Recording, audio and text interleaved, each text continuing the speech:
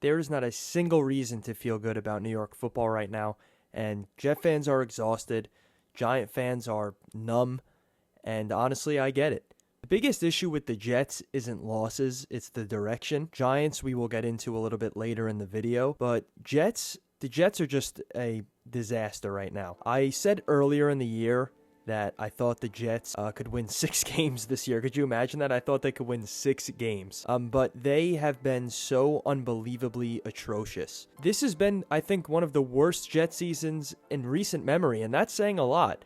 Jets have 3 wins. As I said earlier in the year, Justin Fields, clearly not the answer. He wasn't ever going to be the answer long term. It was just kind of a 2-year deal or whatever it was, 1-year deal.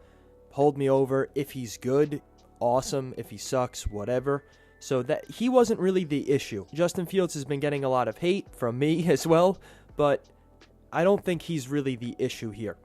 The issue starts with everything else. The Jets haven't built a winning culture. They haven't built a winning team. And going back to what I said about the direction, the Jets are like years away here, guys. This is not good. They have Garrett Wilson, they have Breece Hall, cool, and that's really it. I mean, Quinnen Williams is gone, Sauce is gone, which that was a steal of a trade. But again, no direction. That is the biggest issue with the Jets right now. I've given Glenn a lot of hate this year for the terrible performances the Jets have put on the field, but let's be real here. Once the Jets went 0-7, what was he really going to do about it? He was pretty much told to tank from that point on, and rightfully so. The season was a wash. They want the first pick. They want Mendoza. So Glenn, although I'm not his biggest fan, I think that he deserves a second chance next year because he clearly cares. It's not a solid situation where he's trying to explain himself every day and say, oh, we're not doing good because of this or that. He attacks the problem. He wants to be good. He wants the Jets to be a winning franchise. He wants what's best for the team. So I think Glenn deserves a second chance next year. But as I said, the problem's not within the quarterback. The problem's not within the coaching. The problem is not within the players. The problem with this Jets team is culture. Front office and culture. The front office has been a mess for as long as I've been alive. Even free agents, who's going to want to sign with the Jets? Let's say you have an offer from a team like, I don't even know, Minnesota, and who's not the best franchise, and, they're not the greatest team, but if they're offering you $3 million less, and your options are Minnesota or Jets, who in their right mind is picking the Jets? And cool, New York and big market, great. I think that's blown out of proportion nowadays. Great, it's New York City. Who cares? It's New York City, they don't win. I did a video on the Mets a couple days ago saying how I think this is how they could rebuild the team and what the plan might be. The Jets, I have no idea. I really have no idea what the Jets do from here, which is, sad to say because this is kind of what I do. I'm evaluating these teams and watching them play and seeing what they could do to get better so I could talk to you guys about it. I'm out of words to say. There's nothing else to say about the Jets team. They're terrible. And even with being terrible, you could say, we're terrible. We got the first pick. Mendoza's a Jet. It's all going to be good. Build around Mendoza. They couldn't even do that correctly. They couldn't even lose correctly. They win 3 games. They hold whatever pick it is right now.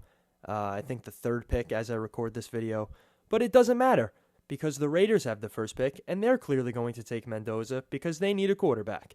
So I wish this was a video where I could hype up the Jets and talk about what they could do this offseason to start growing as a franchise and seeing what is going to work and what's not going to work, but I don't have that answer. The Jets are so beyond me that I can't even begin to explain what is wrong. I said earlier in the video that culture and front office was a big issue, and it is. Even when they make the right decisions, they just go wrong.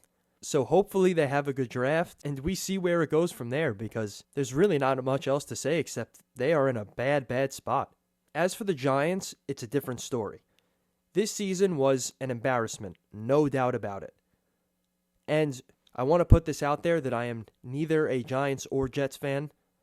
I root for kind of both teams here, so I'm not being biased towards one and shitting on the other. As in this case, I'm not shitting on the Jets and rooting for the Giants. I'm just giving my honest opinions here based off of what I've watched this season. So the Giants look like they know what's going to happen in the future here. Dart is your quarterback. Neighbors is hopefully healthy and recovers well, and he is a stud receiver. You have the scat daddy. Sure, they could use some corners, maybe a linebacker, definitely some O-line doesn't hurt, but they're not far away. They may not even make the playoffs next year, but point is, the Giants have a direction. For the first time in years, they finally have a direction. Dart was the right pick, clearly. They got rid of Dable, they got rid of Shane. Changes are being made. Whether it will work or not, who knows? It probably, to a lot of Giant fans, it feels like it doesn't matter, and I completely get that. Look, I've talked about this earlier in the year before as well. The Giants lost, 5 games that were completely winnable. Turn those 5 games around, they're an 8-win team. Maybe fighting for the playoffs even if you sneak another win in there somewhere. But Dart's the real deal, so there's a positive direction. Now for the cons. Cons being, with all of the talents that I just named, they still had 3 wins, and up until they beat the Raiders last week, held the first pick in the draft. I wanted to see both of these teams get better. Both of these teams are terrible. They have a combined 6 wins. Again, MetLife Stadium might as well be a morgue. By week 10, there's nobody in the stadium for either team.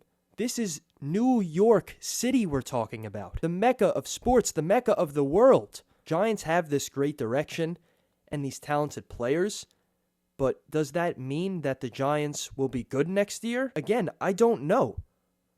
I hope so, but I don't know. And I don't think many Giant fans know either, because if they couldn't win with the talent they had this year, what makes anyone think that they're magically going to get better next year? This is more so of a rant more than a commentary video. I don't really have much to say about either of these teams right now because they are both the punching bags of the NFL the last 15 seasons. The Jets haven't made the playoffs since I was in, 4th or 5th grade. So this has really just become a debacle of a franchise on both sides, and New York fans are tired of it and exhausted. So once again, guys, if you made it to the end of the video, please like, share, and subscribe. It really helps the growing of this channel. We're starting 2026 off strong. Thank you for all of the support on the last video about the Mets. It really means a lot to see you guys engaging and commenting. Tell me I'm wrong, tell me I'm right. I don't mind either or. So please continue to support, and I'll catch you on the next one.